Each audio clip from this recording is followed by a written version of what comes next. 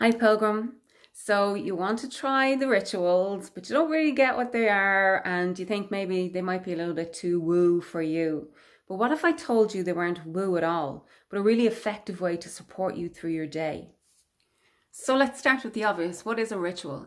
A ritual is a series of symbolic acts focused toward fulfilling a particular intention. So, what is your relationship with rituals already? Because here's the thing, you're already doing them all day, every day. Your morning coffee, flicking through your favorite magazine. And then there are the more social rituals such as holidays and birthdays and Christmas and Thanksgiving and all the occasions around which we perform these sets of symbolic acts that inform that intention, that fulfill that intention of celebrating together around a common cause. But they're all quite general rituals. They're rituals we kind of just pick up along the way and probably are mostly unconscious. But here's the thing, rituals are a way of meeting your needs, and that's what rituals do. They help us meet our needs. And while we are doing a lot of that unconsciously, there is real leverage to be gotten from identifying what your needs are throughout the course of the day and then establishing rituals based on those needs to help you and inform you and guide you and support you through your days. And those kind of rituals can meet our needs on a much more specific and individual level and can be quite profound. See, our days, from the minute we get up in the morning to the minute we get to bed in the evening, has a pattern and a rhythm to it. There are certain activities that are happening throughout the day that require you to focus your energy in a different way. And the same energy is not available to you from the moment you wake up to the moment you go to sleep. So your energetic needs are different throughout the day as well. And so there are periods of your day in which transition is inevitable. In the morning, you have to transition from sleeping mode into waking mode. And from waking mode, getting ready, getting dressed, all of those things, you have to then transition at some point into work mode. And from work mode, you have to transition into home mode, family mode, mother mode, wife mode, friend mode, all the different modes that we have to transition into. Helpers know this. Helpers, when they are transitioning into their role as professional helpers, most of them have a ritual that they will perform on entering into that therapeutic space. One of my artist friends, her apron is her ritual. When she puts her apron on, she's in practice. So why is transition hard? Transition is hard because we are moving out of a state and toward a new state. And that new state that we are moving towards, even when positive, is still change. And we are naturally wired to struggle with change because change can be hard. It requires us to do something to kind of like get over some kind of an uncomfortable hump. And for some people, moving out of a state, even if that state is a negative state, it's still the one they're in. It's still the one that's familiar. It's like, I don't have to do anything to stay in this state.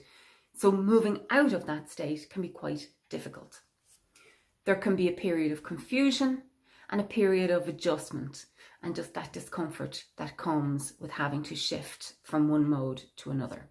And that's okay. It's completely normal and it's completely natural to struggle with moving from one energetic space to another. Examples of this from my own life is I noticed over time that I had a difficulty switching from Sunday mode into Monday mode. I would dread on a Sunday night, I had a horrible dread about Monday because of, I didn't know at the time, but I know now that it was my intention on Sunday is just total, to relax and to, it really is a sense of Sabbath. It's like that is the day of rest. And transitioning out of Sunday into Monday has always been so difficult for me. Another point in my day, I struggle to get from sleep mode into wake mode, into getting up and being awake mode. I also struggle with coming down mode. So coming out of my focused, energetic day's work and into that downward energy, bringing me towards sleep. Really struggle with getting out of the day, the activity of the day, into sleep. And so I have developed over time, created a bunch of rituals that meet me on each of those transitions, that I use at each of those points of transition to get me across the hump from one state, one mode into another. It's like an anchoring force. It's a thing that I hop onto this and it takes me across the threshold, that without that jarring kind of demand that I just switch my mode like that. It's a beautiful way. It's a really effective and powerful way for me to support myself through the day. So ritual is a way of adjusting. It's a way of creating equilibrium between the outer expression of change and our inner relationship to that change. The purpose of ritual is to increase balance and connection within ourselves, to help us increase our balance and connection when we are required to move from being with ourselves into being with others.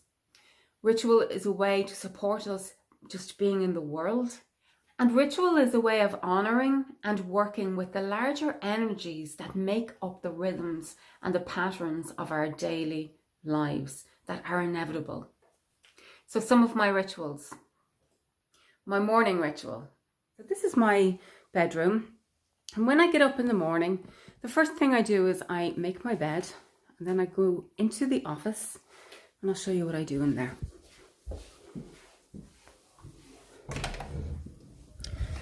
So I come into my office first thing in the morning, before I'm even dressed, and I light this beautiful candle. And this is a Tinnock Farm Tipperary candle. I light that candle, and then I will either put on the heater up there, or I will open a window. And then I go back into my room and I finish my morning routine. So I get dressed, I get washed, I get dressed, showered, whatever it is that needs to be happening, whatever morning stuff that I do.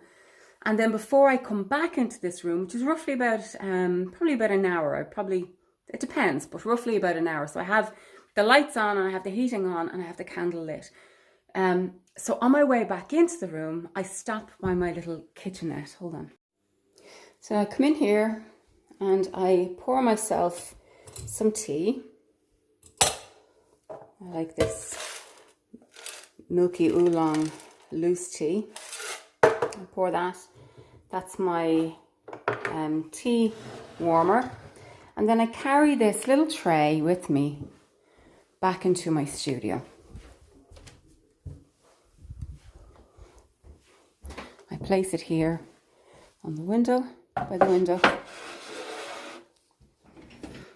And then I sit down and I either get started into my administration work over here, or I get started on some kind of a creative or tutorial product, a creative aspect of my work over here. So depending how I feel that morning, I have a bunch of books up here that are my daily kind of reference books. So these are my, there's poetry here, there's The Language of Letting Go here, and there's John O'Donoghue here. So these are books that I can kind of just, there's some prayer books there too, that I can just kind of take a passage out of if I want to, and have just a kind of a morning reflection as I'm sitting here drinking my tea before I begin. And that is a daily ritual, and I do it every day, and it has become an automatic behavior. It's a pathway now. I get up, come in here, I start the office, that's what I call it. I start the office, and then I go back in to my room and I get myself ready so that when I am coming into work, into my workspace, or even my creative space, it is creative work. So when I'm coming into my space here, I'm not coming into a cold space that hasn't been initiated, I guess. It has been, it's like as if somebody has been here before me and somebody has turned the lights on and turned the heating on, and the candle is the welcoming and there's a scent. So it just makes it all the more hospitable for me when I get in. It makes it much easier for me to transition. In the evening time, I come down to my room before my bedtime. Usually when I'm leaving my office, actually in the evening, I go into my bedroom and I switch on all the lamps. Mood lighting really works for me. So I switch on all the lamps, and again, I will light an essential oil candle, or I will burn some incense. And I will leave my room while I'm going about the evening part of my day, maybe, hanging out with my mother or with my husband, watching a bit of telly, going for a walk, whatever it is. And then when I come back down to my room at night, the energy helps to just bring me into it. It kind of is infectious. So when I walk in, the energy is already determined in my room. So when I walk into my room, I feel myself coming down to that calming energy. And then one of my biggest rituals is I have always fought sleep. Since I was a baby, I have fought sleep for whatever reason. And so another couple of rituals that I have is a bath. I have a lot of baths, more in the wintertime, but most nights I will have a bath, and that really does help me calm down. I use lavender, I use Epsom salts, candles, and music. And it's a certain type of music. It's real kind of relaxing music. Or I will massage lavender oil into the soles of my feet, and that's another ritual, and that really does help me. And I also I rub it between my hands and inhale the oil, and that helps me break down my energy to just kind of sink and surrender into the sleep. My creative rituals are that after every creative session I have, I clean up my space. I clean my brushes. I put everything back to how it was, because I don't like to walk into a room that needs to be cleaned before I can start my work. And that's just a personal thing that I notice about me. Anything that makes it harder to transition for me needs to be addressed. And so I turn that into a ritual. So after every painting or journaling session that I do, I break the space down and I put everything back in its place. So everything has a place.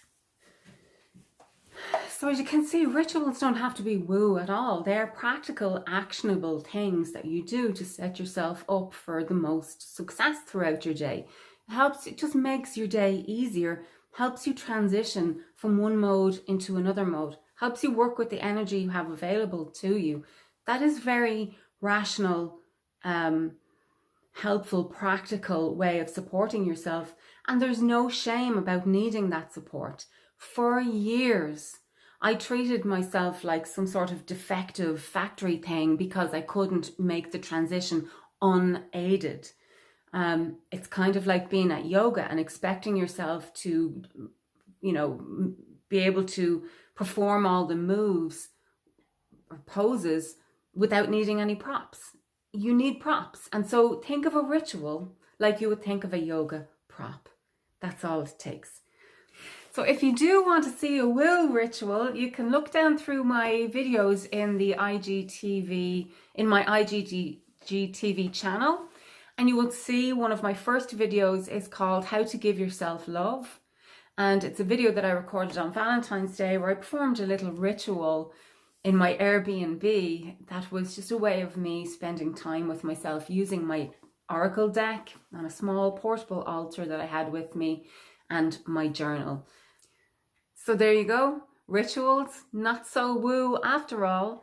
Let me know if this video was helpful to you. Let me know if you had any aha moments, or if you think maybe you will give rituals a try, or share anything that works for you in the comments. We'd love to hear from you.